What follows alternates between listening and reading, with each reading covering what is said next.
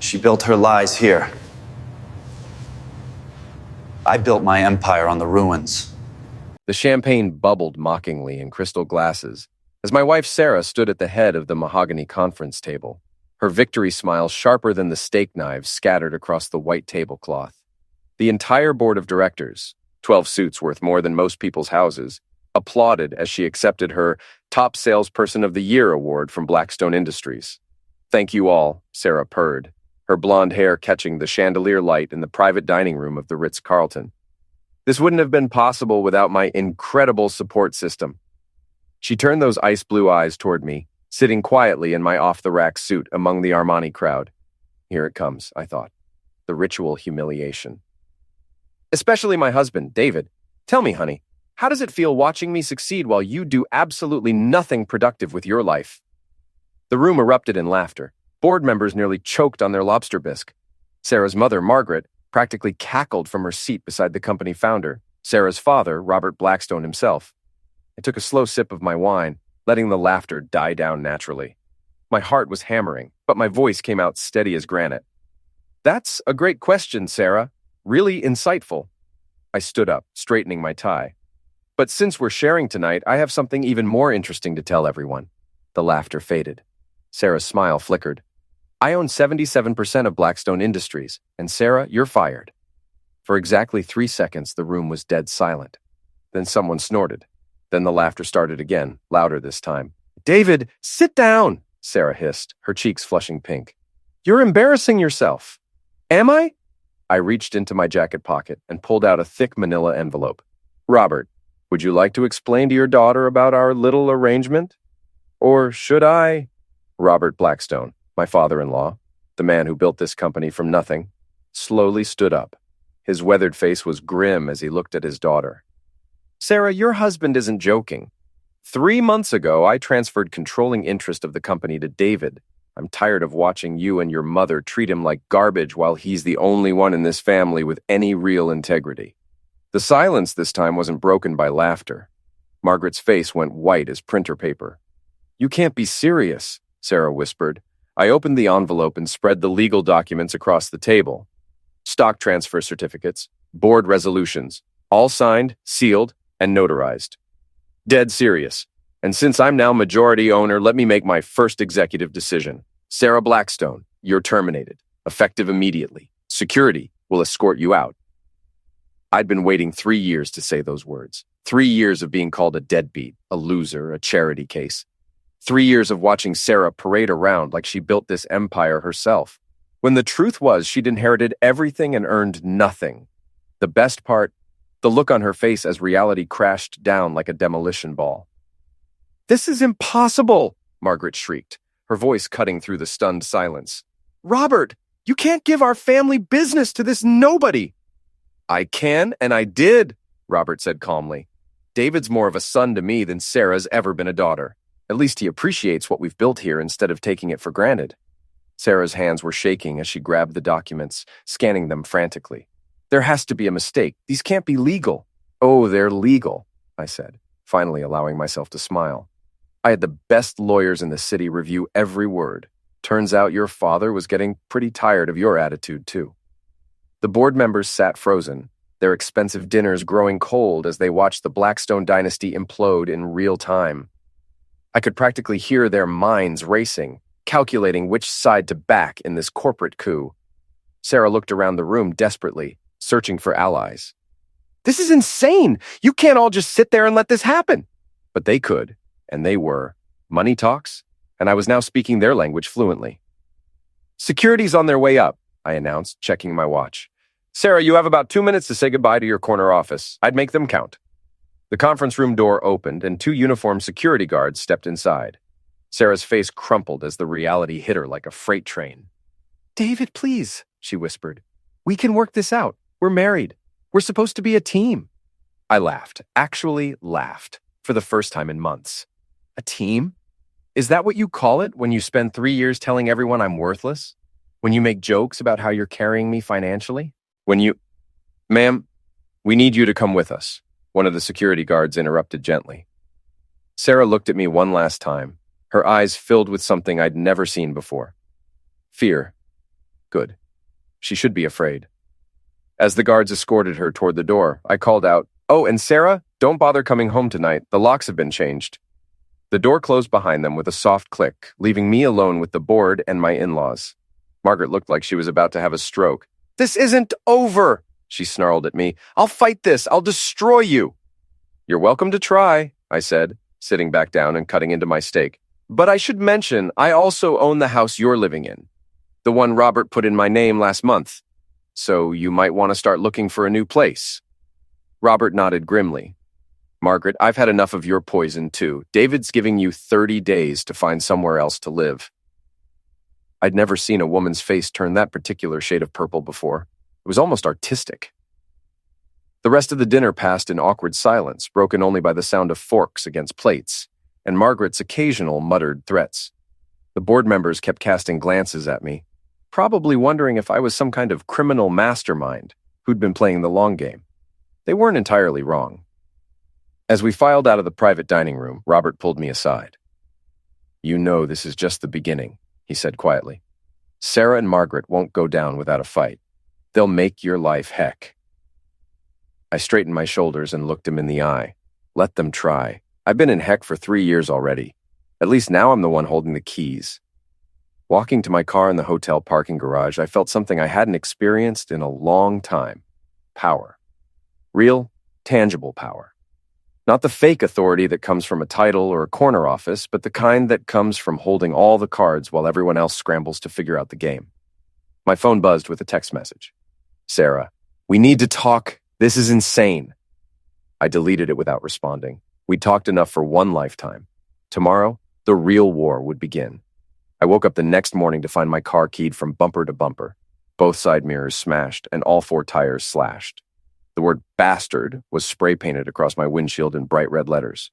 Subtle as always, Sarah. Standing in my driveway in my bathrobe, sipping coffee from my favorite mug, I had to admire her commitment. She'd probably been out here at 3 a.m. with a can of Krylon and a box cutter, working out her frustrations on my Honda Civic. My phone had been buzzing nonstop since 6 a.m. 17 missed calls from Sarah, 12 from Margaret, and 6 from numbers I didn't recognize. The voicemails were a symphony of rage, desperation, and creative profanity. "David, you son of a witch, call me back right now," Sarah's voice screeched from my phone speaker. "This is my company. My family built this business." "Delete." "You think you're so smart," Margaret's voice hissed, "but you have no idea what you've gotten yourself into. I will ruin you, you pathetic little worm." "Delete." The unknown numbers were probably Sarah's friends, calling to tell me what a monster I was for destroying their precious princess. I deleted those without listening. My neighbor, Mrs. Patterson, peeked over the fence separating our driveways. She was 83 years old and had the hearing of a hawk. "Trouble in paradise, David?" she asked, eyeing my vandalized car with obvious glee. Mrs. Patterson lived for neighborhood drama. "Nothing I can't handle," I replied, taking another sip of coffee. "That wife of yours came by around midnight," she continued, not bothering to hide her excitement. "Had some young man with her. Fancy sports car. They were out here for about an hour, making all kinds of noise." Young man. That would be Sarah's lover, though she didn't know I knew about him yet. I'd been collecting evidence for months, waiting for the right moment to play that card. "Thanks for the heads up, Mrs. Patterson." I called my insurance company, then my lawyer, then a towing service. By 10 a.m., my car was gone, and I was sitting in Jake Morrison's law office downtown, laying out my next moves. Jake had been my father-in-law's attorney for 20 years before becoming mine. He was a thin, sharp-eyed man who looked like he'd been carved out of granite and dressed in expensive suits. "They're going to fight dirty," Jake warned, reviewing the police report I'd filed about the vandalism. "Margaret's already called my office 3 times this morning, threatening to sue for fraud, coercion, and about 6 other things that don't apply to your situation." Can she win? Not a chance. Robert was completely competent when he made the transfer, and he had independent legal counsel. But she can make the process expensive and time-consuming. I leaned back in the leather chair, thinking, what if we go on the offensive instead of just playing defense? Jake raised an eyebrow. "What did you have in mind?" I pulled out my phone and opened the photo gallery. For the past 6 months, I'd been documenting everything. Sarah's spending habits, her lies about working late, her mysterious text messages, and most importantly, her affair with Brad Collins, a 28-year-old wannabe entrepreneur who'd been sniffing around the company for 2 years. Jesus Christ, Jake muttered, scrolling through the photos. How long has this been going on? About 18 months, as far as I can tell. He thinks he's going to marry into money and get a piece of the company. She thinks he actually loves her instead of her bank account. Jake set down the phone and looked at me with something approaching respect. You've been planning this for a while, haven't you? 3 years, I admitted. Ever since the first time she called me worthless in front of her friends. I started documenting everything, building relationships with Robert, learning the business inside and out. I knew eventually she'd push too far. And now? Now I want to file for divorce, and I want to make sure she gets exactly what she deserves. Jake smiled, the first genuine smile I'd seen from him in months of meetings. This is going to be fun. We spent the next 2 hours going through my evidence and planning our strategy. By the time I left his office, I felt like a general preparing for war instead of a victim scrambling for cover. My phone rang as I was walking to the rental car. David. Sarah's voice was calmer now, but I could hear the desperation underneath. We need to talk. This has gone far enough. Has it? I asked, unlocking the car door. I'm at the house I grew up in, the house my father built. You can't just kick me out of my own life. Actually, I can, and I did. You should be getting the divorce papers this afternoon. Silence. Then, divorce papers? Did you think last night was just about the company, Sarah? This is about everything. Our marriage, your lies, your boyfriend, Brad. Yeah, I know about Brad. I could practically hear her heart stop beating. David, I can explain. No need. I have pictures, videos, text messages, hotel receipts. Jake Morrison has enough evidence to prove adultery 6 times over. You've been spying on me? The outrage in her voice was almost funny. Almost. I've been protecting myself. There's a difference. David, please. We can work this out. I made mistakes, but we can fix this. The only mistake you made was underestimating me for 3 years. Everything else was a choice. I hung up and drove to Murphy's boxing gym on the south side of town. It was a rundown place that smelled like sweat and leather, with a clientele that wouldn't know a stock option from a sock drawer. In other words, it was perfect. Tommy Murphy, the owner, was a 60-year-old ex-heavyweight who'd taken me under his wing when I started coming around 2 years ago. He was the only person in my life who'd never cared about my wife's money, or my lack of it. You look like heck, he said as I walked through the door. Feel worse than I look. Good. That means you're ready to work. For the next hour, I beat the heck out of a heavy bag, working out months of frustration and rage. Tommy held the bag steady, occasionally offering advice about my form or my life in general. So you really did it, he said during a water break. Took down the princess and her evil mother. Just getting started. What's next? I wiped sweat from my face with a towel and looked around the gym. This place was real. Honest. Everything my marriage hadn't been. Next, I show them what happens when you underestimate someone for too long. Tommy grinned, showing a gap where his left canine used to be. This is going to be good. As I was leaving the gym, my phone buzzed with a text from an unknown number. You made a big mistake, a-hole. We're coming for you. I showed the message to Tommy, who just laughed. Looks like they're scared, he said. Good. Scared people make stupid decisions. Driving home in my rental car, I couldn't help but smile. For the first time in years, I was looking forward to tomorrow. The war was just getting started. The divorce papers hit Sarah like a sledgehammer to the face. I knew this because Mrs. Patterson called me at work the next day to give me a play-by-play of the meltdown. She was screaming so loud I thought someone was being attacked, Mrs. Patterson reported gleefully. Then she threw something through the front window. Glass everywhere. That boyfriend of hers showed up about an hour later in his fancy red car. Brad Collins drove a Ferrari 458. Bought with money Sarah had been funneling to him through fake consulting contracts. I had documentation of every transaction, courtesy of my new position as majority owner of Blackstone Industries. Thanks for keeping me informed, I told Mrs. Patterson. Oh, this is better than my soap operas. What happens next? If only she knew. I was sitting in my new corner office, Sarah's old corner office, reviewing quarterly reports when Jake Morrison called with an update. Margaret hired Harrison, Wells & Associates, he said. They're expensive, but they're not miracle workers. They've already filed 3 motions that have 0 chance of success. What kind of motions? They want to invalidate the stock transfer, claiming Robert was mentally incompetent. They want to freeze all company assets pending investigation. And they want a restraining order preventing you from making any major business decisions. I leaned back in Sarah's old chair, looking out at the city skyline through floor-to-ceiling windows. Will any of that work? Not a chance. I've got medical records proving Robert's competency, independent witnesses to the transfer, and documentation showing this was planned months in advance. They're throwing everything at the wall to see what sticks. So we wait, and we prepare for the next phase. The next phase came sooner than expected. That afternoon, I was reviewing personnel files when my assistant buzzed me. Mr. Thompson, there are some people here to see you. They say they're friends of Mrs. Thompson. Sarah's inner circle, the Mean Girls Club, as I'd always thought of them. 5 women who'd never worked a day in their lives, but somehow considered themselves experts on business, marriage, and morality. Send them in.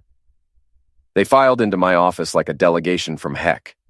Jennifer Walsh led the pack, a blonde ice queen whose husband owned half the commercial real estate in the city. Behind her came Lisa Chen, whose family money dated back to the railroad boom. Then Amanda Foster, whose pharmaceutical fortune bought her a seat on every charity board in town. Rebecca Martinez rounded out the group, her tech money newer but no less impressive. They arranged themselves in front of my desk like a tribunal. David, Jennifer said, her voice dripping with fake sympathy. We need to talk. About what? About what you've done to Sarah. This vendetta has gone far enough. I set down the personnel file I'd been reading and gave them my full attention. Vendetta? Is that what we're calling it when someone stands up for themselves? You've destroyed her life, Lisa interjected. Taken her job, her home, her family's business, all because your ego couldn't handle being married to a successful woman. The hypocrisy was breathtaking. These were the same women who'd spent 3 years making jokes about my unemployment at dinner parties, who'd whispered about how Sarah had married down, who'd treated me like hired help at social events. Successful? I laughed. Sarah never earned a dime in her life. Everything she had was handed to her by her father, including me, apparently. That's not true, Amanda said. Sarah worked incredibly hard to build her career. Sarah worked hard at spending company money on fake consulting contracts for her boyfriend. Does the name Brad Collins ring a bell? The silence that followed was deafening. Jennifer's face went pale. You don't know what you're talking about, Rebecca said, but her voice lacked conviction. I opened my desk drawer and pulled out a thick manila folder. Bank records, hotel receipts, text messages, photos. Sarah's been having an affair for 18 months and using company funds to support her lover's lifestyle. Would you like to see the evidence? I spread some of the photos across my desk. Sarah and Brad at the Marriott downtown. Sarah and Brad at a restaurant in the next city over. Sarah and Brad in his Ferrari, her hand on his thigh. Jennifer picked up one of the photos with shaking fingers. This can't be real. It's real. All of it. Your friend Sarah isn't the victim here. She's a cheating, lying, manipulative woman who finally got caught. Lisa was staring at a bank statement showing a $50,000 transfer to Brad's consulting company. She told us you were having an affair. She said that's why she was divorcing you. Of course she did. Sarah's never taken responsibility for anything in her life. Why start now? The women exchanged glances, their unified front cracking like ice in spring. Even if this is true, Jennifer said slowly, what you've done is cruel. Taking everything from her? Humiliating her in public? Cruel? I stood up, my patience finally snapping. You want to know what's cruel? 3 years of being treated like a servant in my own marriage. 3 years of being called a deadbeat and a loser while I was actually learning this business inside and out. 3 years of watching my wife spend company money on her boyfriend while telling everyone I was the financial burden. I walked around the desk to face them directly. You 5 women made my life heck at every social event, every dinner party, every charity function. You treated me like I was lucky to be in the same room with you. And now you want to lecture me about cruelty? Amanda was crying now, mascara running down her cheeks. We didn't know. You didn't want to know. It was easier to assume I was the problem. Easier to believe Sarah's lies than to see what was really happening. Rebecca stood up abruptly. We should go. Yes, you should. And ladies, don't come back. You're not welcome in this building anymore. They filed out without another word, their expensive heels clicking on the marble floor. Through my window, I watched them huddle in the parking lot, probably trying to figure out how they'd been so wrong about everything. My phone rang. Tommy Murphy. "How'd the meeting go?" he asked. "How did you know about the meeting?" "Your assistant called me, said you might need backup if things got ugly." I smiled. My assistant was a 60-year-old woman named Dorothy who'd worked for the company for 30 years. Apparently, she'd never liked Sarah much.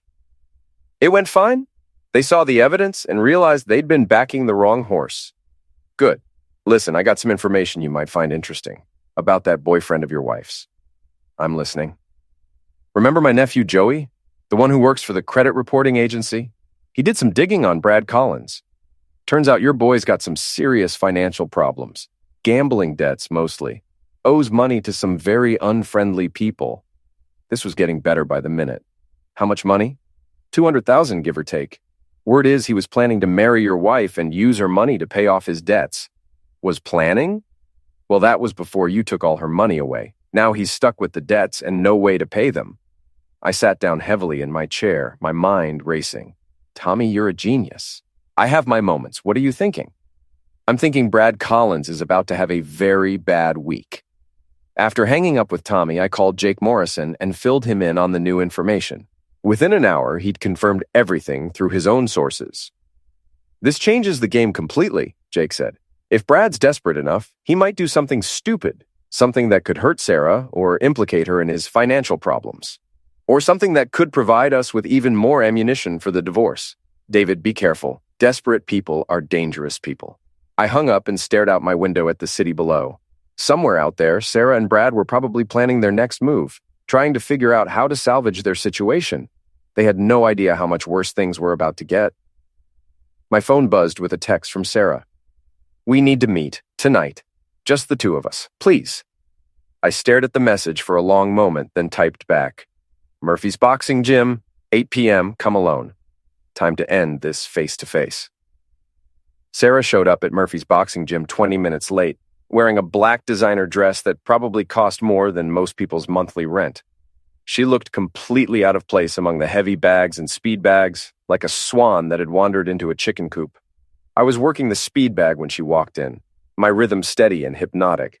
Tap, tap, tap, tap, tap, tap.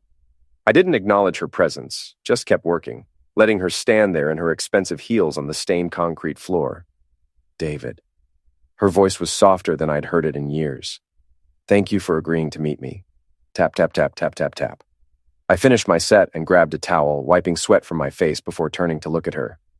"You're late." "I know. I'm sorry. Traffic was—" "You're always late, Sarah. Late to our wedding, late to dinner parties, late to realize what you had before you threw it away." She flinched like I'd slapped her. "Good." Tommy emerged from his office in the back, took one look at Sarah, and shook his head. "I'll be in the office if you need anything," he said to me. The message was clear. He'd be watching in case things went sideways. Sarah looked around the gym with obvious distaste. "Why here? Why couldn't we meet somewhere civilized?" "Because this is the only place in my life that was ever real. No pretense, no lies, no games, just work and honesty." She wrapped her arms around herself, suddenly looking smaller. "David, I know I hurt you. I know I made mistakes, but what you've done, it's destroyed everything." "Everything you took for granted, you mean? That's not fair." I laughed, a harsh sound that echoed off the concrete walls. "Fair? You want to talk about fair? Was it fair when you called me a deadbeat in front of the entire board of directors? Was it fair when you told your friends I was too lazy to get a real job? Was it fair when you spent 18 months sleeping with Brad Collins while lying to my face every single day?" Tears started running down her cheeks, smearing her perfect makeup. "I never meant for it to happen with Brad. It just did." "Bees, you made a choice. Every time you met him at that hotel, every time you transferred company money to his fake consulting business, every time you lied to me about working late. Those were all choices." "I was lonely," she exploded. "You were always so distant, so cold. Brad made me feel special, appreciated." "I was distant because you spent 3 years treating me like garbage. And Brad made you feel special because he wanted your money, not because he loved you." I pulled out my phone and showed her the credit report Tommy's nephew had provided. "Your boyfriend owes $200,000 to some very dangerous people, gambling debts. He was using you to pay them off. Sarah's face went white as she read the report. This can't be true. It's true. Every word. Brad Collins never loved you, Sarah. He saw a lonely, insecure woman with access to money, and he played you like a violin. She sank down onto a bench, her legs giving out. Oh my God, what have I done? You threw away your marriage, your family's respect, and your company for a con man who was planning to leave you the moment his debts were paid. David, please. I know I messed up. I know I hurt you. But we can fix this.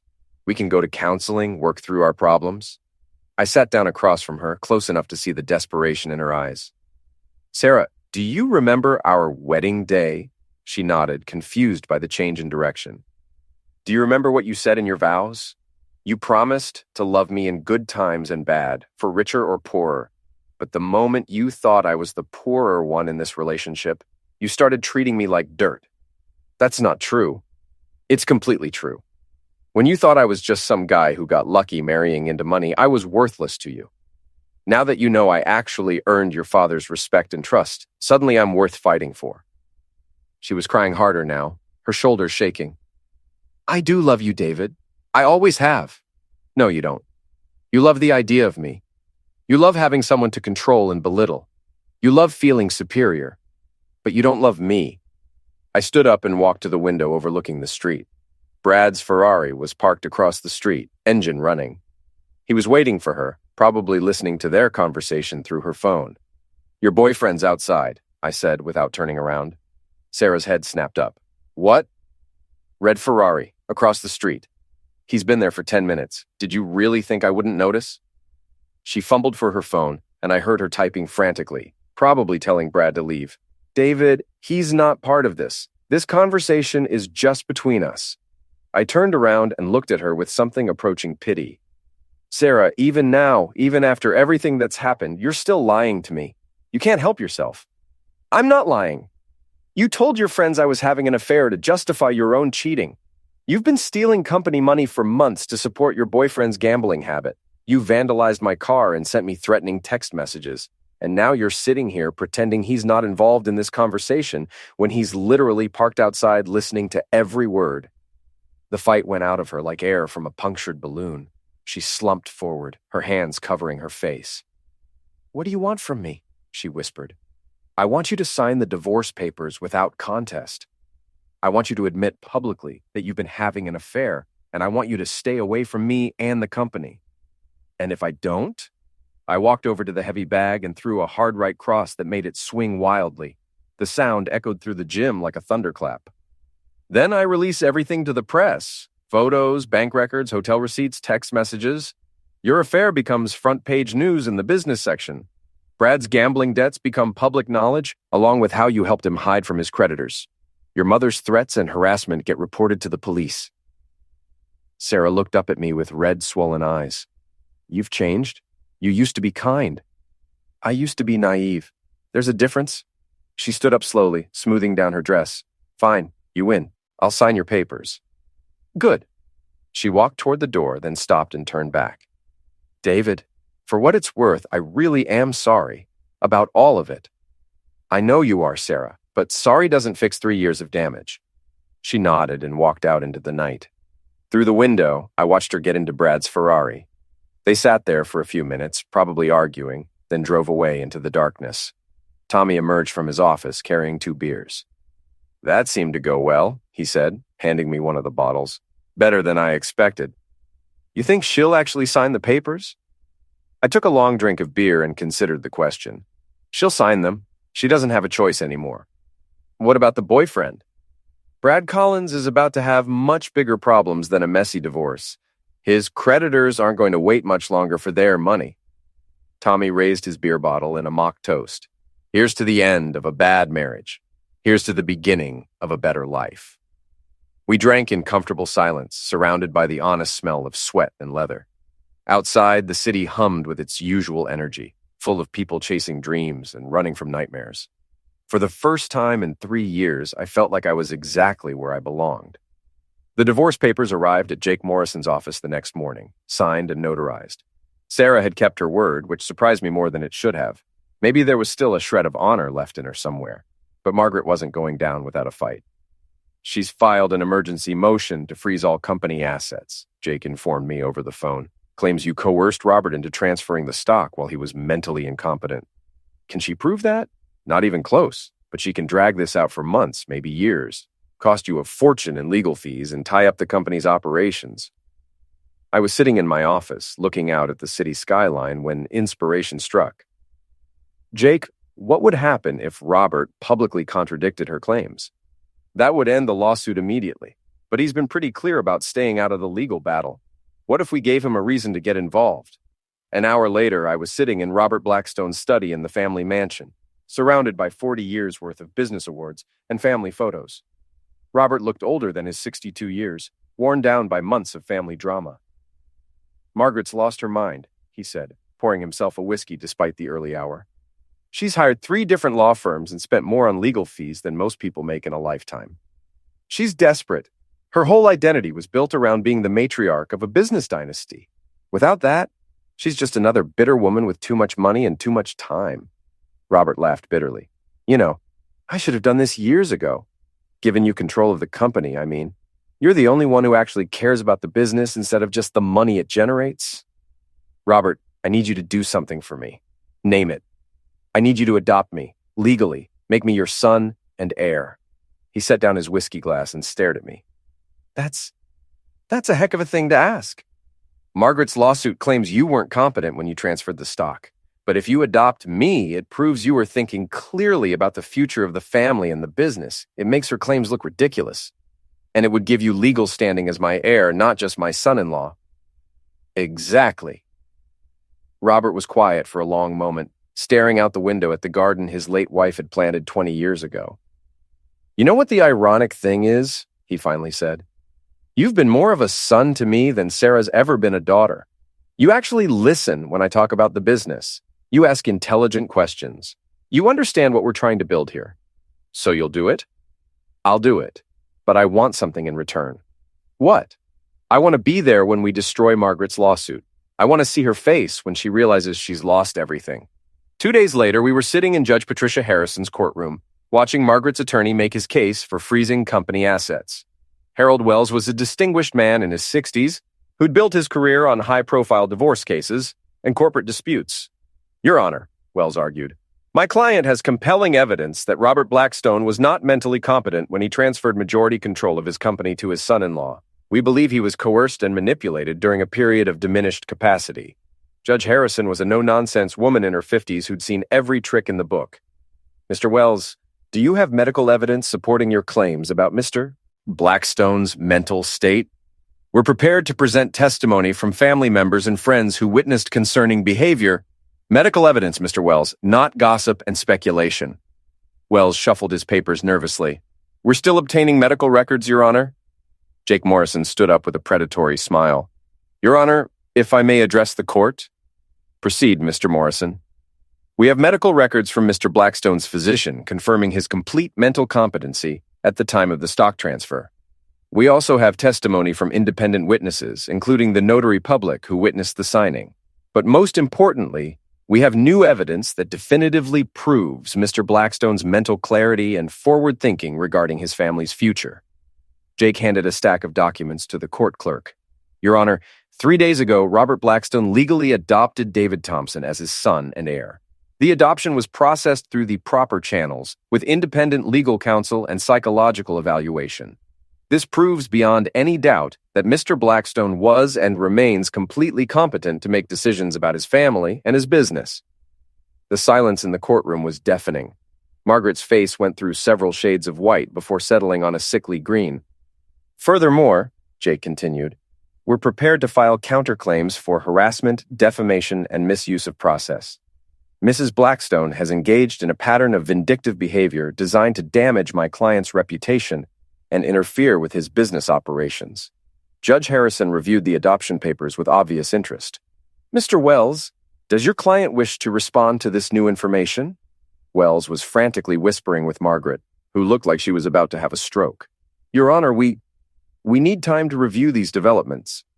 "I'm sure you do. Motion denied, Mr. Wells. The company assets will remain under Mr. Thompson's control, and I'm warning your client that any further frivolous motions will result in sanctions. As we filed out of the courtroom, Margaret grabbed my arm with surprising strength. "This isn't over," she hissed. "I'll find another way to destroy you." I looked down at her with something approaching pity. "Margaret, you've already destroyed yourself. You just haven't figured it out yet." Robert put his hand on my shoulder as we walked toward the exit. "How does it feel to be officially part of the family? Like I finally found where I belong." That evening, we held a celebration dinner at the mansion. Just Robert, myself, and Dorothy from the office, who'd become something of a surrogate mother figure over the past few weeks. We toasted my adoption, the end of Margaret's lawsuit, and the future of Blackstone Industries. "So what happens now?" Dorothy asked, raising her wine glass. "Now we rebuild," I said. "Clean house, hire good people, focus on growing the business instead of just extracting money from it." "And Sarah?" Robert asked quietly. "Sarah's not my problem anymore. She made her choices, and now she has to live with the consequences." As if summoned by our conversation, my phone buzzed with a text message from an unknown number. "You think you've won, but this is just the beginning. We know where you live." I showed the message to Robert, who shook his head sadly. "I'm sorry, David. I never thought my family would turn out like this." "You're my family now," I replied. "The only family that matters." But as we continued our celebration, I couldn't shake the feeling that Margaret and Sarah weren't done fighting. Desperate people do desperate things, and I'd made them both very desperate indeed. The war might be won, but there were still battles to come. The final battle came exactly 1 week later, on a Thursday night, when I was working late at the office. Dorothy had gone home hours ago, and the building was mostly empty except for security guards and a few workaholics like myself. I was reviewing quarterly projections when I heard voices in the hallway outside my office. Familiar voices, arguing in harsh whispers. Sarah and Brad had somehow gotten past building security. I quietly opened my desk drawer and activated the recording app on my phone, then called Tommy Murphy's cell number. He answered on the first ring. "It's David. I need you to call the police and send them to my office. Sarah and her boyfriend are here, and I don't think this is a social visit." "On my way," Tommy said. "Stay on the line." The voices were getting closer. I could make out Sarah's words now. Just need to get into his computer, find something we can use." My office door opened, and they walked in like they owned the place. Sarah looked terrible. Her hair was unwashed, her clothes wrinkled, and her eyes had the wild look of someone who hadn't slept in days. Brad looked even worse, with dark circles under his eyes and the twitchy demeanor of a man under serious pressure. "Hello, Sarah." "Brad." I kept my voice calm and level. "This is a surprise." "Cut the crap, David," Brad snarled. "You've destroyed everything. Sarah's broke, her family won't talk to her, and now my creditors are calling in their debts." Sounds like a personal problem. Brad pulled out a tool, a small chrome pistol that looked like a toy in his shaking hands. "This is your fault. All of it. You could have just taken the humiliation like a man, but instead, you had to ruin everyone's life." I looked at the tool with more curiosity than fear. "Brad, do you even know how to use that thing?" "Shut up." His voice cracked like a teenager's. "Just shut up and listen. You're going to transfer money to my account, enough to pay off my debts and give Sarah and me a fresh start. Or what? You'll threaten me in my own office building? There are cameras everywhere. Genius. Security guards. This is possibly the stupidest plan in the history of stupid plans." Sarah was crying again, mascara running down her cheeks. "David, please. Just give us enough money to disappear. We'll leave town. You'll never see us again." "Sarah, your boyfriend is pointing a tool at me. Do you really think I'm going to reward that behavior?" "He's desperate," she sobbed. "They're going to hurt him if he doesn't pay them back. Then he shouldn't have gambled money he didn't have." Through my phone, I could hear Tommy talking to police dispatch, giving them our location and describing the situation. Help was coming, but I needed to keep these two talking until it arrived. "You know what's funny?" I said, leaning back in my chair. 6 months ago, I would have given you anything you asked for, Sarah. Money, a divorce settlement, whatever you needed to be happy. But you were so convinced I was worthless that you never even considered asking. I know I made mistakes. You made choices, and now you're making another one. You can walk out of here right now, turn yourself into the police, and maybe salvage something from this mess. Or you can stand there while your boyfriend waves a tool around and commits armed robbery. Brad's hand was shaking so badly I was worried he might accidentally pull the trigger. Stop talking. Just transfer the money. I'm not transferring anything, Brad. You want to know why? Because you're a coward and a loser who thought he could steal his way out of his problems. And Sarah, you're a fool for believing he actually loved you. He does love me, Sarah screamed. I looked at Brad with contempt. Tell her the truth, Brad. Tell her about the other women. Tell her about the plan to take her money and disappear to Mexico. Tell her about the fake passport you've been carrying around for the past month. Brad's face went white. How do you... I know everything. You pathetic excuse for a man. I've been 3 steps ahead of you since this whole thing started. Sarah turned to stare at Brad with dawning horror. Other women? Mexico? What is he talking about? Sarah, don't listen to him. The blonde from the casino, I continued relentlessly. The brunette from the hotel bar, the redhead from your poker games. Should I keep going, or do you get the picture? Sarah's face crumpled as the last of her illusions died. Brad, is it true? Brad's composure finally snapped completely. Of course it's true. You think I actually wanted to be with a pathetic, needy woman like you? You were just a meal ticket, a way to pay off my debts and start over somewhere else. The tool wavered in his hand as he turned towards Sarah. This is all your fault anyway. If you hadn't been so stupid, so trusting, none of this would have happened. That's when I made my move. I lunged across the desk and grabbed Brad's wrist, twisting it until he dropped the tool. He was soft and weak from months of easy living. No match for someone who'd been working out his frustrations at Tommy's gym for 2 years. The tool clattered across the floor as Brad went down hard, his head hitting the corner of my desk with a satisfying thunk. He lay there groaning, a thin line of red trailing from a cut above his eye. Sarah just stood there in shock, staring at the man she'd thrown away her life for. Sarah, I said gently, sit down before you fall down. She collapsed into a chair, her whole body shaking. I can't believe I was so stupid. I can't believe I trusted him. You wanted to believe someone loved you for who you were instead of what you had. That's not stupid, Sarah. That's human. Police sirens were getting closer now. Brad was trying to sit up, holding his head and cursing under his breath. David, Sarah whispered, what's going to happen to us? I looked at her, really looked at her, for the first time in months. Underneath the smeared makeup and wrinkled clothes, I could see traces of the woman I'd married 5 years ago. The woman I'd actually loved before money and pride and family politics poisoned everything between us. Brad's going to jail, I said. Armed robbery, extortion, probably a dozen other charges. As for you, I paused, considering. That depends on what you do next. What do you mean? You can keep fighting this, keep trying to destroy me out of spite. In which case, I'll make sure you go down with Brad. Or you can accept that it's over, sign the divorce papers, and try to build something new with whatever's left of your life. The police arrived before she could answer, flooding into the office with drawn tools and shouted commands. Brad was arrested and dragged away in handcuffs, still cursing and making threats. Sarah was questioned, but not arrested. She hadn't actually committed any crimes beyond breaking into the building. As the police finished their paperwork and the paramedics checked my injuries, a few scrapes from wrestling with Brad, Sarah sat quietly in the corner, staring at her hands. Mrs. Thompson? One of the officers said. We're ready to take your statement now. She looked up at me one last time. David, when you asked what I was going to do next, I've decided. I'm going to try to become someone worth forgiving, even if you never actually forgive me. I nodded. That's a good start. They led her away, and suddenly I was alone in my office with Tommy, who'd arrived with the police and stayed to make sure I was okay. Heck of a thing, he said, looking around at the overturned furniture and scattered papers. Heck of a thing, I agreed. So what now? You've got everything you wanted. The company, the house, revenge on everyone who wronged you. I walked to the window and looked out at the city lights. Somewhere out there, Sarah was probably sitting in a police station, trying to figure out how her life had gone so wrong so fast. Brad was in a jail cell, facing years in prison for his stupidity. Margaret was in her lawyer's office, plotting lawsuits she could never win.